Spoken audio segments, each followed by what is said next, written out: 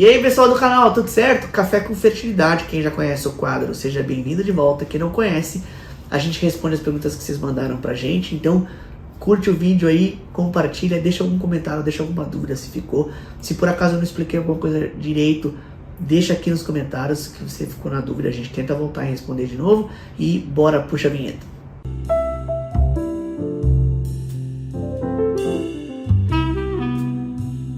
Vamos lá, gente, 3 perguntas pra gente responder hoje. A primeira é do Bruno.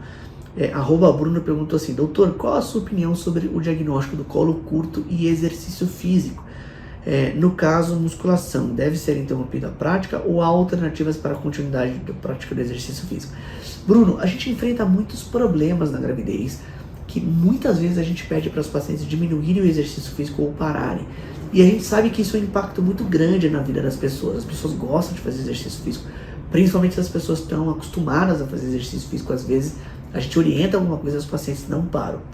Especificamente no colo curto, e aí antes da gente falar do colo curto, falar um pouco da gestação, as grávidas, existe uma grande modificação fisiológica da gravidez, uma embebção gravídica, existe todos os problemas ali da gestação, que fazem com que a paciente aumente o risco de romper ligamento, romper músculo. Então existe sim uma adaptação na gestação dos exercícios físicos, principalmente a musculação, tá? Então dá uma olhada para isso. Quando você associa a gravidez ao colo curto, essa discussão é bem interessante, né? Um colo curto, ele basicamente, você tem que ver algumas coisas: o tamanho do colo, ele não falou exatamente qual que é o tamanho aqui, e mais do que isso, se você está seguindo a sua vida normal e ele tem grandes modificações entre os controles, ele encurta mais. Então aqui precisa de duas coisas, assim. Normalmente é verdade que a gente pede para o paciente diminuir um pouco o exercício físico, principalmente no meio da gestação para frente, quando o nenenzinho pesa mais. Agora, o que você precisa fazer às vezes quando você tem o colo curto, é acompanhar. Muitos protocolos falam para usar progesterona, dependendo do tamanho do colo, e você acompanha com ultrassom e vai medindo o colo. Se você está nas suas atividades normais, até fazendo um pouco de exercício físico, e o seu colo não modifica, você pode manter suas atividades normal. Agora o médico sempre vai ficar com muito medo ali de você ter grandes modificações do colo e perder as gestações. Então, devagarzinho a gente realmente fala para os pacientes ali, por que não parar 6 a 8 semanas ou diminuir bastante? Porque a prematuridade é muito grave, então você realmente vai acompanhar. Se você tiver um colo que vai diminuir ou grandes alterações entre uma ultrassom e outra, a paciente vai acabar parando de fazer exercício físico, tá bom? Então aqui não entrar em pânico, controlar realmente precocemente, às vezes fazer testes de provocação no colo para ver se ele tem alguma alteração, mas no geral a conduta conservadora ou mais conservadora talvez seja mais benéfica, tá bom? Bora lá, @Vanderleia perguntou o seguinte: estou com 42 anos e tive um abortamento espontâneo há 10 dias. Minha última gravidez faz 10 anos. Quanto posso engravidar de novo? Vanderleia, a pergunta é muito boa, porque a gente sabe que entre abortamentos você precisa de um tempo, mas a grande dúvida é quanto tempo quando você não tem tempo, né? A paciente tem 42 anos de idade.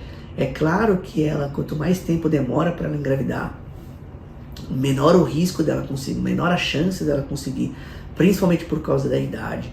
Então nesses casos a gente realmente encurta um pouco o intervalo entre as tentativas de gravidez. O quanto que é saudável, a gente até gravou um vídeo aqui para mostrar, né, quanto tempo esperar. Antigamente se falava em 1 ano, hoje os trabalhos mostram um pouco menos do que isso, mas nesse caso específico a gente sabe às vezes que o risco de abortamento é um pouquinho maior se a paciente engravidar em seguida, mas a gente acaba liberando a paciente para engravidar um pouquinho mais cedo, tá bom? Então ali você vai esperar entre 90, 120 ou 180 dias e depois você tenta engravidar novamente. Combinado? Vamos para a última pergunta de hoje, gente. A Júlia Andra Souza perguntou o seguinte: muito bom o vídeo. Júlia, obrigada, a gente tem recebido bastante comentário positivo. Então deixa aqui com a gente se o áudio ficou ruim, se vocês pensarem alguma coisa, se a imagem não ficou legal. A gente sempre tem que tentar melhorar, mas vai deixando aqui com a gente os comentários. Fala sobre saco gestacional irregular. Essa pergunta é bem interessante, porque a paciente, quando ela engravida, existem os exames do comecinho da gravidez, né, do pré-natal, e muitas vezes a gente faz 1 ou 2 ultrassons ali no comecinho. Existem vários marcadores que você consegue olhar de bom prognóstico do início da gestação. Então, por exemplo, se o crescimento do nenenzinho ali, o CCN, que é o comprimento cabeça-nádea, está compatível com o tempo de gestação, esse é um excelente marcador.